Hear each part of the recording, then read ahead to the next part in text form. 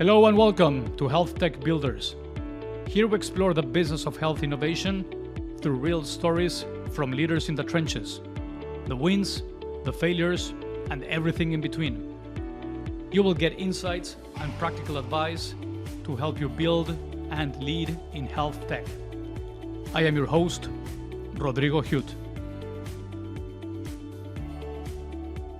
Hello everyone. Today my guest is Reza Amin. Reza is the founder and CEO of Bastion Health. Bastion is a health tech company in the men's health category. Bastion's mission is to help men take control of their health from home. Reza, thank you so much for being here today and welcome to the podcast. Thank you, Rodrigo, for having me. So Reza, I want to start by asking you, what was the insight or personal experience that motivated you to start Bastion? Yeah, that's a good question, and it's a little bit personal. So, a few years ago, me and my wife, we went through fertility journey. So back then, my wife getting access to the OBGYN support in person, of course, but also through her employer getting access to virtual OBGYN and women's health. And I remember one day I joined her on one of the visits. I went with her and I asked her OBGYN, I said, like, I'm a scientist. I know I'm half of the problem, but nobody talks about me. And she was like, I know, but you need to get tested. And I was like, can you order me a test? And she was like, you're not my patient, so you need to go talk to your doctor.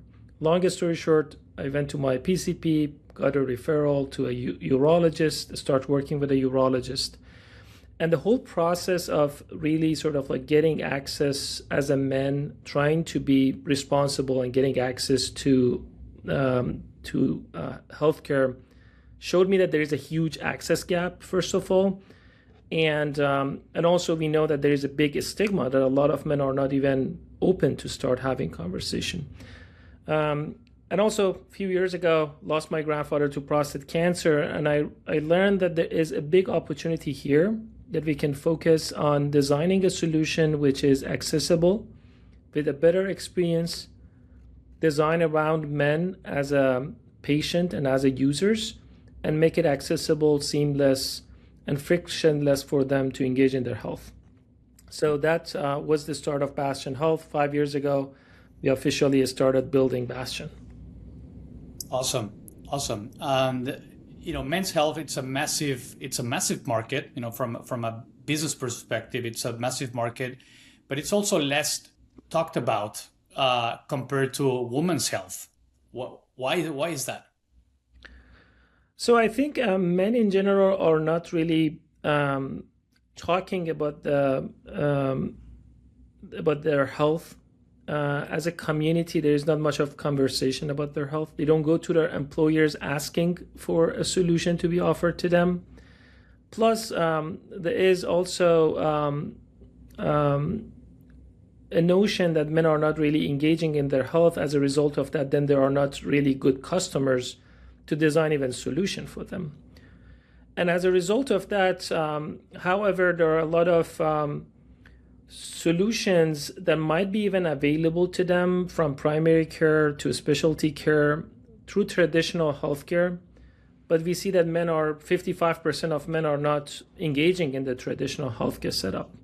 So I think from the business perspective, there have been less focus on that. From the payers' perspective, there have been less focus on that because users are not asking for a solution to be offered. And that's something at Bastion we are changing by showing payers that there is a big cost saving opportunity, by showing investors that when we design a solution around men, we can engage men. And by engaging men, we can improve outcome and have a healthier population. How did you approach building a whole new category? Because we're talking about digital men's health, where there was no playbook, when you started. Yeah, that's a very good point. We learned a lot from the women's health solutions in the space, but also we wanted to make sure we design our solution around men and around their pain points. Very early on, we made sure that we design around our user base, and having a lot of conversation with male patients and understanding what they need. At Bastion, we made sure that, first of all, care is available and accessible through technology. That was number one. Then we realized that men, when they are ordered a lab to do a lab testing, there are a lot of times they are not engaged to even go to a lab to do testing. So we ended up adding also another layer of lab testing in order to make sure the whole solution is designed in order to deliver care in the comfort of their home. And more iterating. I think iterations is very important for founders to start iterating and failing fast and try to build solutions that are really resonating with patients. And we design our care model more and more around patients in order to be able to comprehensively assess them. When we have them with a doctor, we want to make sure not only we are talking about sexual health when they are coming for sexual health, but also we are talking about their preventative care and cancer screenings and other things that are going to holistically help men to be more healthier, plus for the payers to see the cost saving and outcome.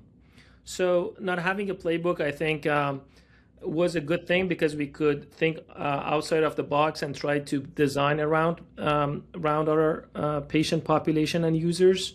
But the only solution was to iterate and learn fast and try fast and fail fast. So, as you know, now I'm a Bastion customer, and I have gone through the process and the patient experience, which I highly recommend. But when I had my initial virtual consultation with one of your doctors, I had one goal in mind. And after having that conversation, I realized that there were other areas in my health that needed some, analysis and explorations and follow up. So I ended up doing 3 of them. So I wanted to ask you about your value proposition. Like how would you describe your value proposition for listeners today who haven't heard about Bastion? My experience with Bastion was firstly around having a virtual consultation with a doctor. Then they recommended that I should collect some samples through these at-home screening tests, which I thought was incredible because that, as you mentioned earlier, that the value prop for that is convenience and access, which is a big deal for busy men. And then the virtual consultations as well, because finding a doctor and a urologist and asking for referrals and all of that also makes tremendous sense. Also, not to mention the privacy and being able to speak, talk to someone from the comfort of your home about, sensitive issues around your health. But so those are 2 aspects that I see about your value proposition, like at-home screening, virtual consultations. But I also wanted to ask you about, are you thinking about remote patient monitoring? Are you also thinking about prescriptions as well, and so on? Yeah, that's a good question. And we are thinking of value proposition from 2 different perspectives. One is for patients. We want to make sure that we have a value proposition for patients which is easy, accessible, high quality care, comprehensive and longitudinal care to make them engage in their health. And then the other value proposition is for the employers and health plans that we partner with. We want to make sure that they see that when the solution is accessible, we can engage men. And when we engage men, We can improve outcome through our evidence-based medicine. And more importantly, bottom line, we can save them cost. And in order to introduce new features and value proposition to our patients and the payers, we always make sure that eventually it results into a good outcome. So there have been a lot of patient monitoring tools. We have been assessing a lot of them in order to make sure we adopt solutions that can help improve our outcome, and we are actively looking and working on new technologies. When it comes to prescriptions, as a clinic, we don't want to really be a pharma distributor. We made sure very early on that we don't have any incentive on the medication we prescribe for the patients. There is a very interesting margin in prescribing and being a pharma distributor, but at Bastion, we made sure we focus on providing high quality care and work with the pharmacies in network with the patients to offer the prescriptions for them. So that has been the strategy. And again, on the patient monitoring tools, I think there is still a lot of work that we can do in order to offer more patient monitorings, and that is definitely going to bring a lot of outcome and improving patient health in general. Yeah, thank you for clarifying that, and it also, I think, it speaks highly of the way you want to build trust with your patients, and at the end of the day, you have the patient's best interest with regards to prescription. So I think that's a smart decision. Let me ask about the competitive landscape in men's health. I mean, who do you really see as competition, and how did you position Bastion against current players? If I were to simplify a market map of how I see players in this space, you have the traditional providers, which are the health systems or clinics, and within this category, you have reputable players like the Cleveland Clinic, and as far as I know, they have a dedicated men's health center. United Healthcare, Optum, also launched an online health storefront selling men's health treatments, and we were just talking about prescriptions and so on. So you have the traditional players who are also trying to innovate in this category. Then a different part of the market, it's the digital health players, and and we can mention a few of them like Hims and Hers, and Row, and Carrot Fertility, even Function Health, even though that they are not positioned as men's health, they also target this segment. And then finally, just to conclude, then you have these specialized clinics around hormone replacement therapy and so on. So that's how I think about the market, but I don't know if that's a good representation of how you perceive this broad category. No, that's a very good assessment on the market landscape. So we have traditional healthcare systems, which are fragmented, they're disconnected a lot of time. It takes it takes a very long time in order to see a doctor in those systems. And at Bastion, basically, we are competing with them, and also we partner with them because we are at the top of the funnel, engaging members, doing the initial assessment and referring them those complex cases to the traditional healthcare setups, in-person clinics, imaging centers, in order to receive the comprehensive care that they need when it comes to those complex cases. Then we have the digital health solutions, which all of them are D2C so far, focused on providing accessible care with one main goal to send them prescriptions. And when we were bucketing them into pharma distributor category rather than comprehensive specialty care companies. So, however, they are making it easy and accessible to get medication. But if a patient goes to HIMSS and they have diabetes and hypertension, and they have underlying issues that basically results in sexual health and erectile dysfunction problems, because there is no testing component involved, those patients still may get the ED pills that they asked for, not knowing that they have an underlying issue like diabetes that needs to be fixed first in order to improve their sexual health.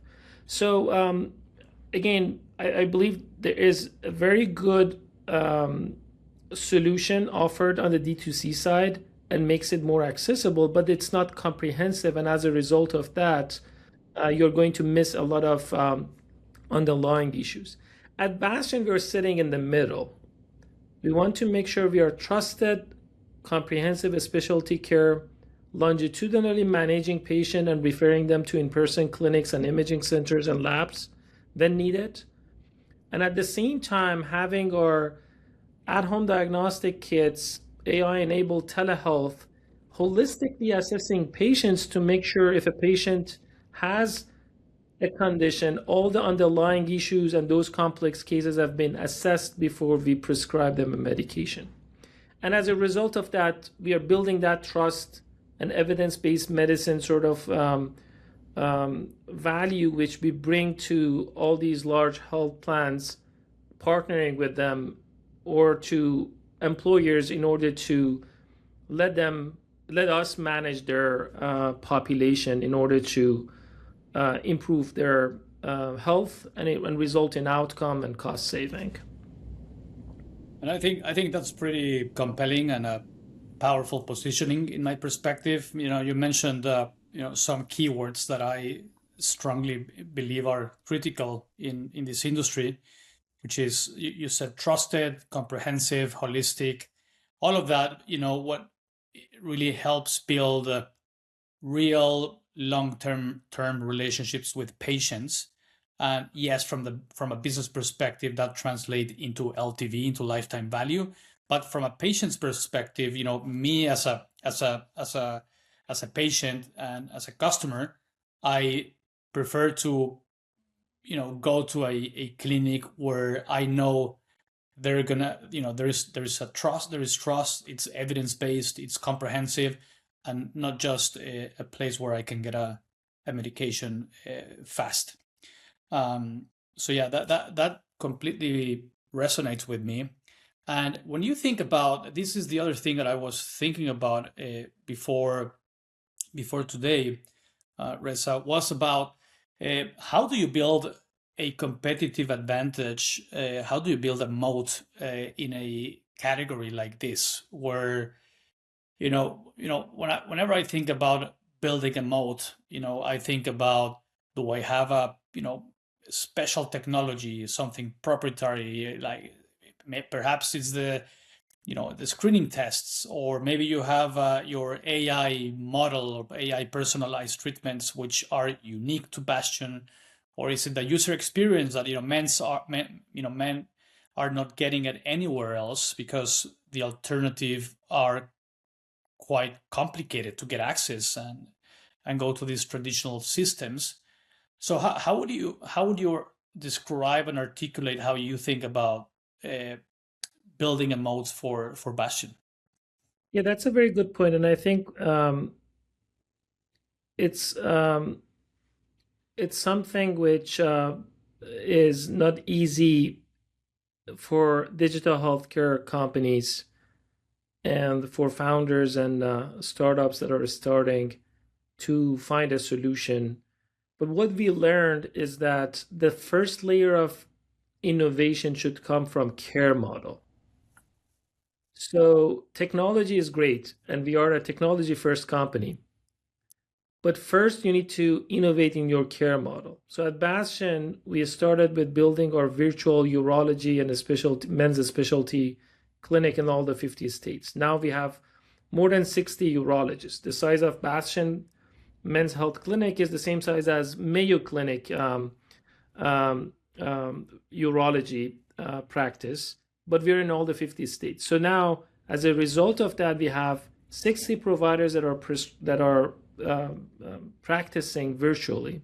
So we need a care model. Okay, again, the first layer of innovation is in the care model. How to create a care model for a virtual care which is holistic and comprehensive. That was our first sort of innovation, and that's what we are sort of like innovating every sort of like day in order to even improve that and make sure that we are adding more programs in order to comprehensively focus on patients.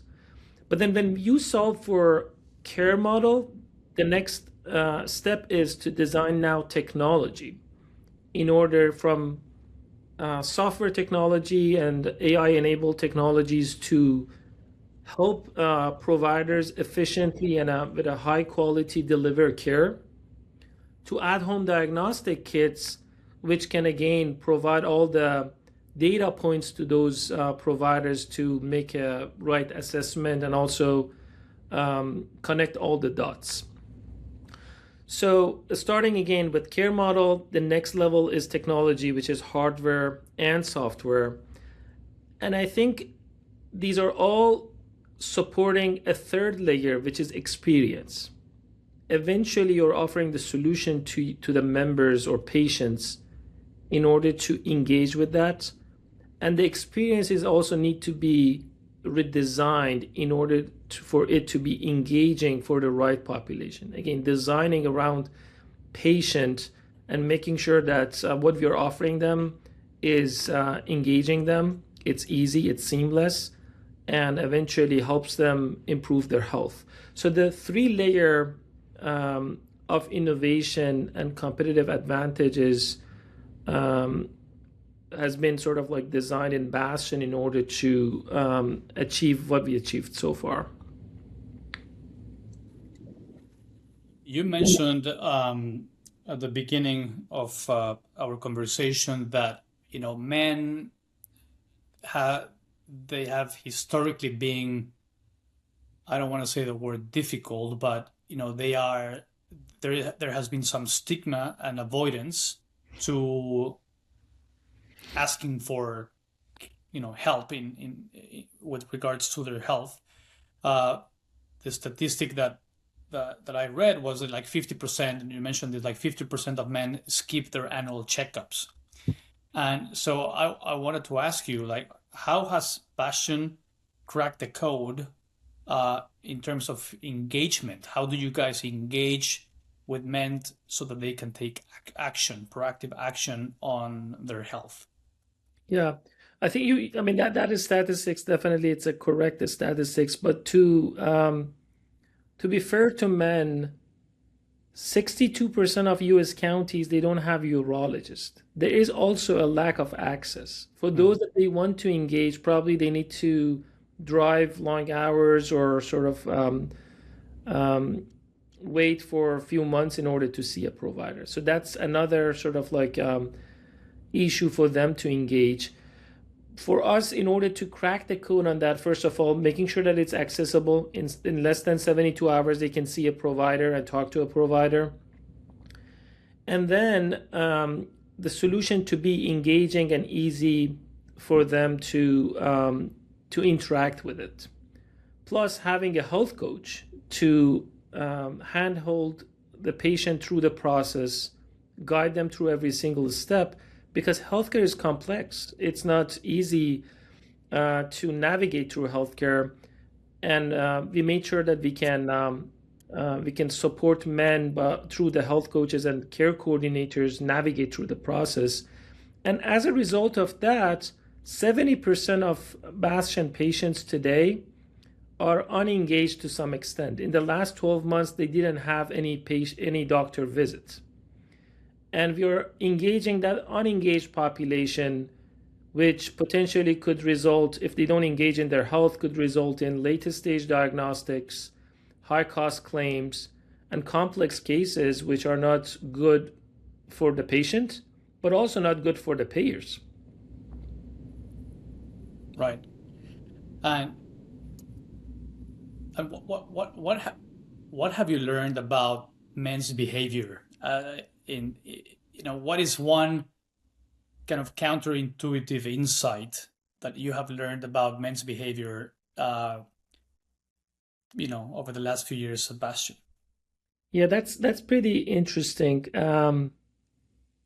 So we know that today, after supporting a lot of patients, we know that the process needs to be quick.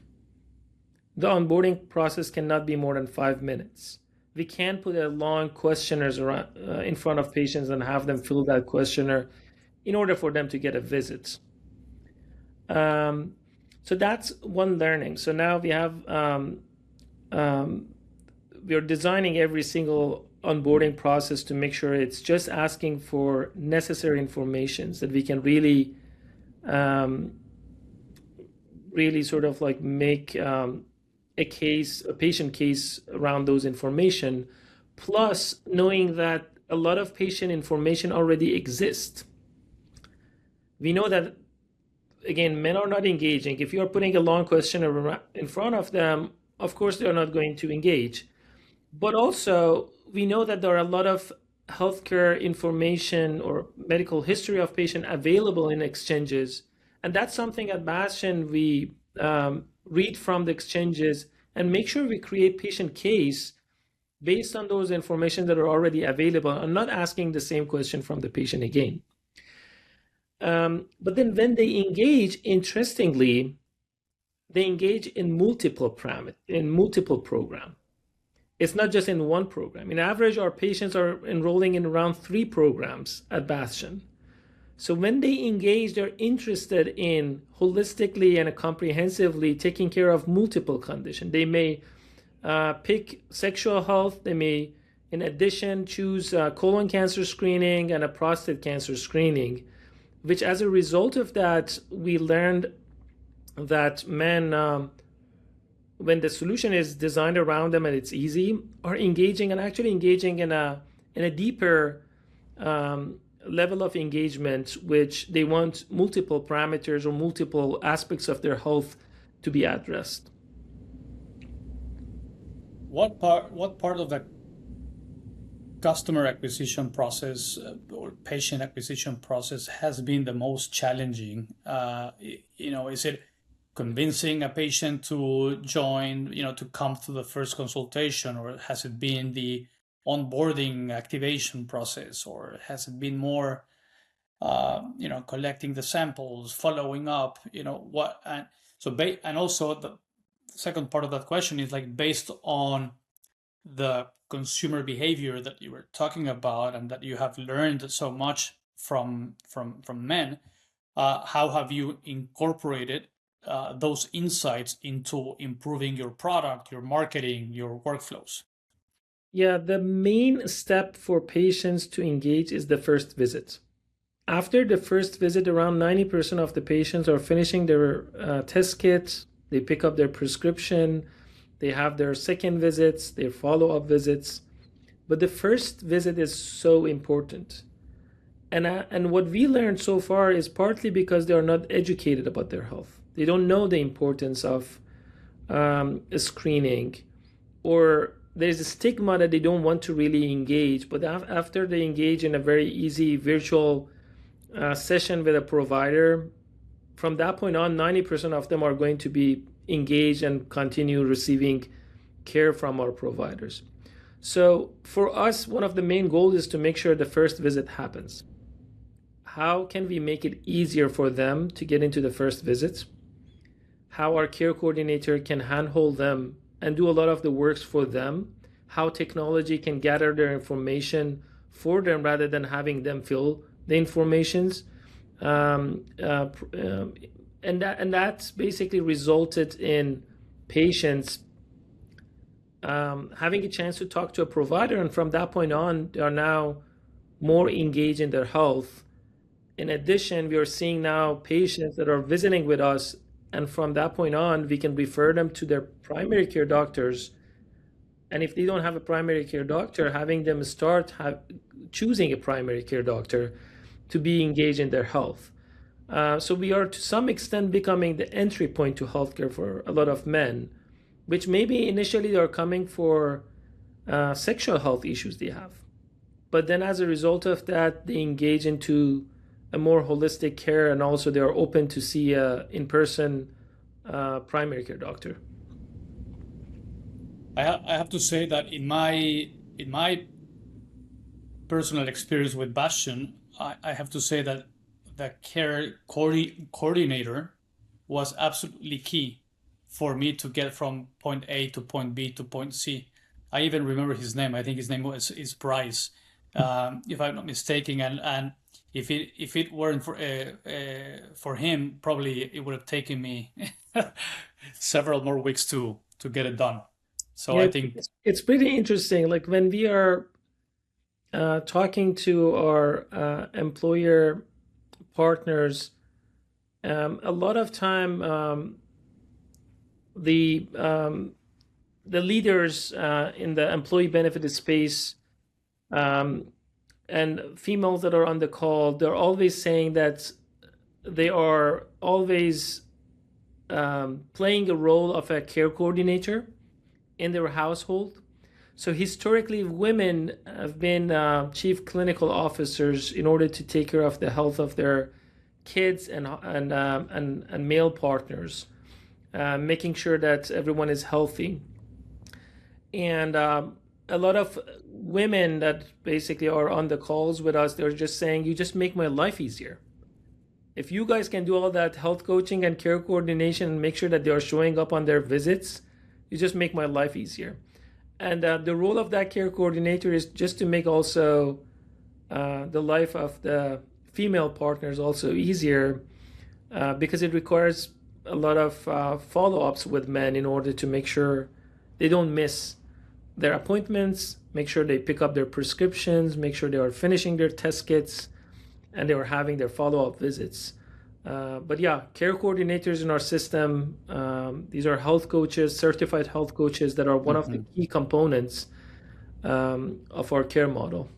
yeah, absolutely. Shifting gears a little bit, I want to talk about your business model. My understanding is that Bastion started as a direct-to-consumer company, and then you pivoted to B2B, as you know, selling into employers and health plans and so on.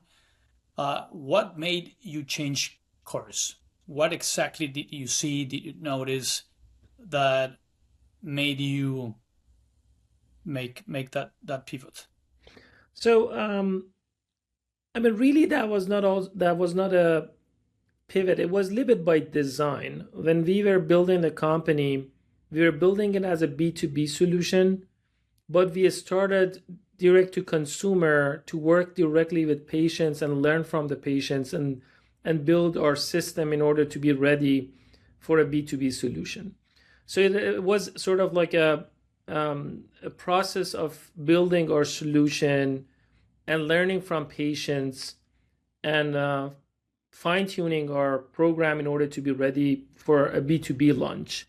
And therefore, initially having a lot of direct-to-consumer conversations, it was less of a business sort of or revenue generation activity for us. It was more a product design and customer testing activity for us. As you know, direct-to-consumer customer acquisition cost and marketing cost is high. There's always a limit to the cost of and pricing that you can put on your service. And as a result of that, when you are in D2C, a lot of time it may result in providing a less comprehensive care, not being able to visit with an specialist, or not receiving a comprehensive test kit that can assess you completely. So a lot of those solutions that are direct to consumer, because they need to focus on a pricing which consumer can pay, resulted to be sort of like narrower in the scope, a little bit siloed to some extent, just to deliver the value that a patient is asking for. However, again, early on we were doing our direct to consumer, but we made sure the product is designed for holistic B2B approach. And in terms of the B2B approach, specifically self-insured employers, how do you know that there was a big enough market to pursue? Were there dedicated health benefits, for men already established, and you were able to identify some signs around budgets and that gave you the confidence and the convictions that it was worth pursuing? Yeah, the good thing is that a lot of large employers, any employer larger than 5,000 employee, already has a few virtual care solution. In the past 10 years, they have seen the ROI and benefit of all these virtual care solutions. And I think that helped us a lot, because justifying the value of virtual care is not a question. The main question is if men's health as a category need to be offered as a benefit. Initially, when we started talking to employers 3 years ago, they were seeing it more as a perk, as a good sort of like offering they can provide. So it was not really it was a good to have rather than must to have solution. But now, as we are presenting more ROI, cost saving, and outcome, and we have data that we can show to these employers, it's now a must to have. A lot of these employers already have established women's health solution, and they're seeing benefit of that. And it makes sense for them, the huge value and cost saving and outcome that a men's health solution can offer to the other half of the population. And as a result of that, the conversation from being good to have changed into a business strategy for their cost saving.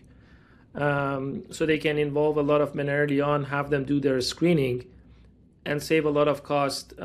Today we have around 7-to-1 ROI and saving $6,600 per engaged patient, which that all brings a lot of benefit to these large employers, which majority of them have 50% male population. Can you perhaps elaborate a little bit more on how you prove the ROI to employers? You already mentioned a couple of them, but what are some of the key metrics or case studies that really have landed with them? Okay. Yeah, so we have done an actuarial analysis which helped us basically build our ROI case for these employers. And there are two sort of like tiers to this. The first tier is that Bastion services are 54% cheaper than the traditional healthcare services. So immediately from the first visit, there is a direct cost saving. The second level is the ROI, long-term ROI, which is 7-to-1 ROI delivered. And that's mostly come from early diagnosis of complex conditions. To give you an example, catching early prostate cancer saves around $300,000 per patient for the next 4 years. For colon cancer, which is now the top cause of cancer for men younger than 55, again, identifying a colon cancer at the earliest stage saves around $400,000 in the next 4 years. And as a result of that, there's this huge bucket of cost saving, which, again, remember, engagement is key, because then you can have them do these screenings, identify those cancer cases early on at very early stage, which saves the plan millions of dollars annually. So as a result of that, again, the narrative is not having men's health as a good to have solution. It's a business strategy for all these health plans and employers that are seeing every year 6% increase in their healthcare expense. And now Bastion can be part of the solution to reducing their healthcare expense. Mm-hmm. I've heard from industry experts that in some cases, some employers are truly interested in long-term savings as opposed to health plans. Health plans, they can work with a company for maybe 1-2 years, and then they're going to change plans, and then they have to start all over again. So they don't have a real incentive to really prioritize prevention, for example, right?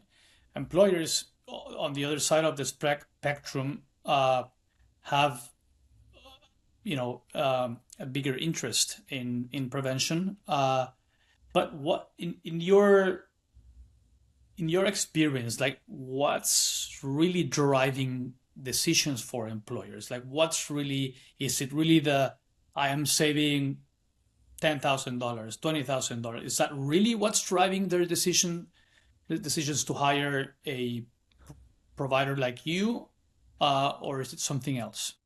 I think bottom line is the main decision making. So if you save cost, that's the main point for decision making. But of course, if you can show that there is better retention, better productivity, those are all good. And if you can show that you are engaging their population, they're interested about that. But eventually it comes down to bottom line and cost saving. Right. Let me ask you, but now that we're talking about enterprise customers and self-insured employers and so on, I mean, we all know that selling to enterprise customers, it has long sales cycle and they're complex and so on. But what question that I wanted to ask you is, like, what have you learned about selling into employer benefits, and what hard lessons have you learned about navigating these long sales cycles and dealing with different stakeholders and so many different providers claiming to be the best solution and so on? Yeah, there are many players. When you are in the B2B healthcare space, there are multiple players. You have employers, you have consultants, you have health plans involved in the process.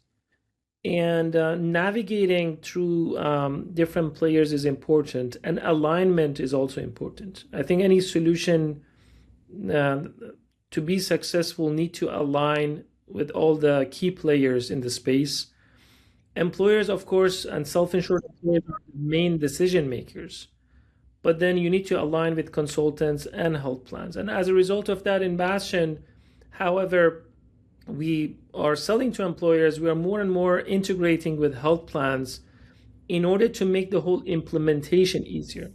If you have more integration with a health plan, and employers with a click of button can launch a solution, that just makes it a lot easier for them to adopt a new solution. And therefore, that long sales cycle is going to be shorter, much shorter than when you are trying to sell and implement over and over again with every single employer. So it's important, again, to align with different players and make sure those integrations are in place for easy and fast implementation, and that results in employers being more interested and moving even faster to adopt a new solution. Who do you prioritize at the beginning? Is it the employers, and then once you kind of convince the employers, then you go and talk to their health plans that cover their patients and so on? That's a good point. Yeah, it's when you start, it's a chicken and egg problem, but then you need to go after employers. They are the ultimate payers, And if you work with employers, then you can work with the health plans, and of course, consultants will learn about you more and more. And then you can really be aligned with all the three main players in this space. But then you basically, it's best to start with employers. With employers, and within employers, you target the head of HR, and that's where you start, and you start building a relationship with the HR department. Exactly. Yeah. VP of benefits, VP of compensations, director of total rewards. These are the roles that are usually designed benefits for their population, and that's where we start initially. And then from there, basically, we get into conversations with the health plans, consultants, and make sure that we align everyone in order to have a successful launch of a product. Launch. Yeah, makes sense. Switching gears again, I want to ask you, let's talk a little bit about AI. And I wanted to ask you, like, where has AI added the most value at Bastion? Has it been like back-end clinical workflows or something more patient-facing? We are using AI more and more on our back-end clinical optimization. We are making sure that still patients and doctor have face time to build the trust and build the engagement.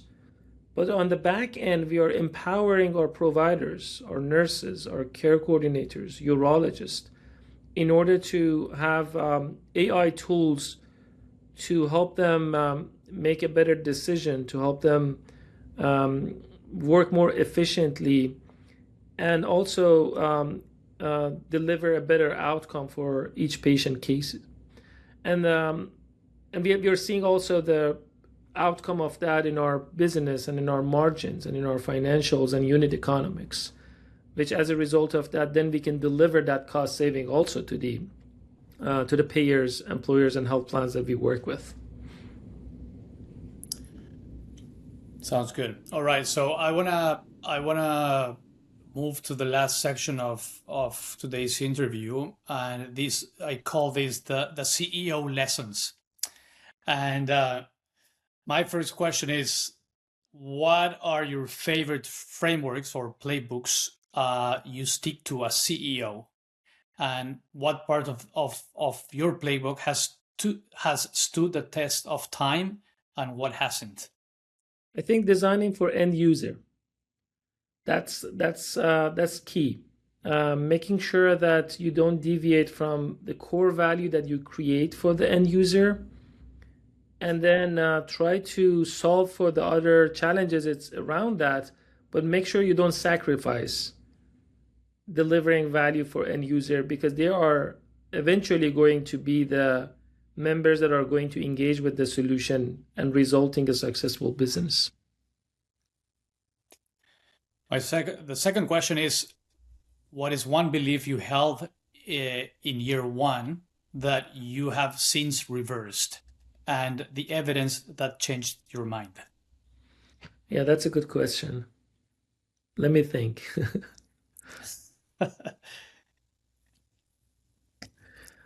I mean, coming from technology space into healthcare,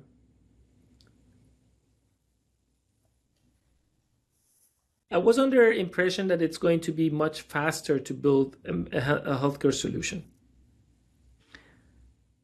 And every year we learn that in healthcare, things are moving slower, but at the same time, they are moving in a pace which results in a good alignment and good value.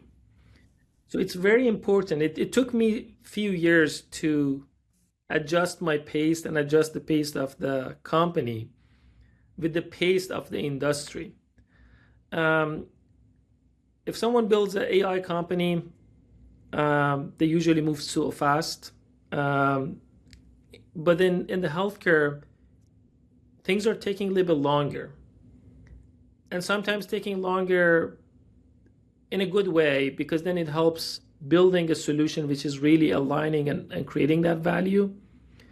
And that sort of like a process and transition from thinking more from mindset of being technologist and moving fast to a mindset which we need to a little bit slow down in order to have better alignment with the rest of the market, was something which I learned in the past few years and adjusted my pace to the healthcare industry. I would agree with that 100%. Then the next one is, at what point in your career have you felt helpless, and what did you learn? I think, again, this is also a very good question, which I didn't prep for that. But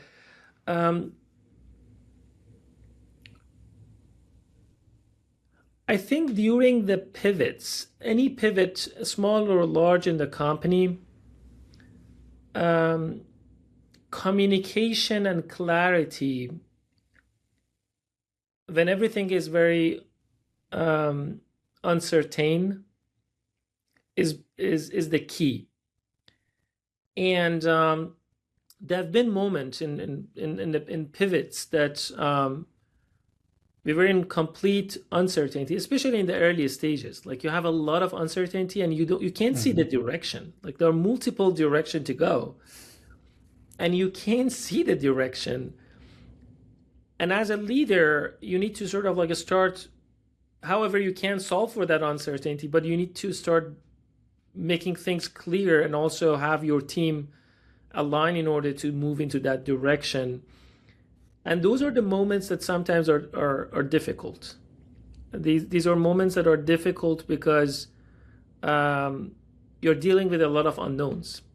And the number of variables are more than the number of known parameters, which makes it a little bit difficult to find a real solution. But then in those moments, I think communication and clarity around the North Star that a company has, or the main goal that and vision the company has, helps a lot in order to survive from those moments that are difficult and sometimes hopeless. When that happens, have you found something that has helped you get grounded, even if you don't have 100% clarity if the right decision is to go right, left? Maybe there is something that has helped you. Yeah, I guess I guess stay grounded even in the midst of chaos and Yeah. uncertainty. Is there something there? Yeah, I think there's a very interesting quote by Rumi which says, "As you walk in the journey, the path appears." So Mm. we try to walk one step at a time, um, to basically clarify for the next step and make sure we get to that step, and then from there we'll figure it out. We can't really design the whole path because building a company, there is a lot of up and downs. And if you want to design the whole path from now to 5 years from now, of course you're going to change it. Mm-hmm. So one step at a time, I think that was one of the things that helped me reduce the number of unknowns and focus on achieving the next milestone. And then from there again, one step at a time, solving for the next issues. That's awesome. Final question before we go. How are you using AI today? Perhaps you can share one of your favorite use cases where AI has been like really useful to you, maybe personally and professionally. Yeah, that's a good actually point. AI definitely. I'm definitely a better, more productive person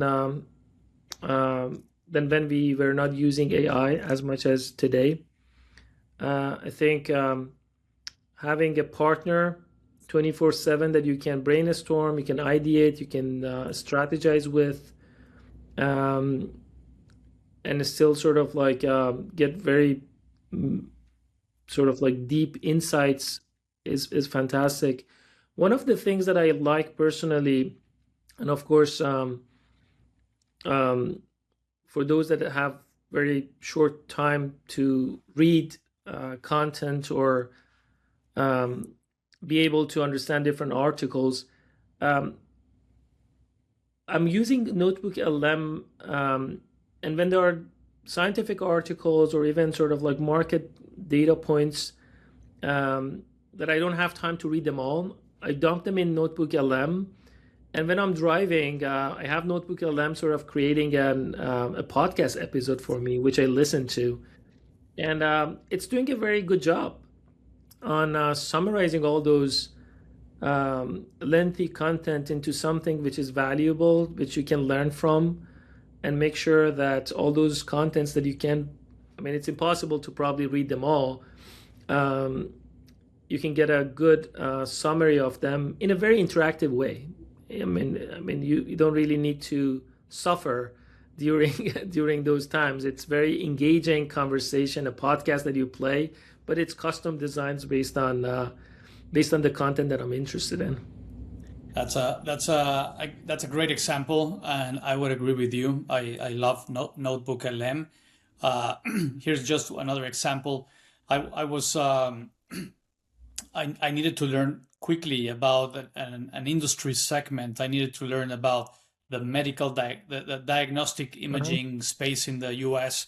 And what I did is I downloaded the 10K reports, the annual reports from 3 public companies.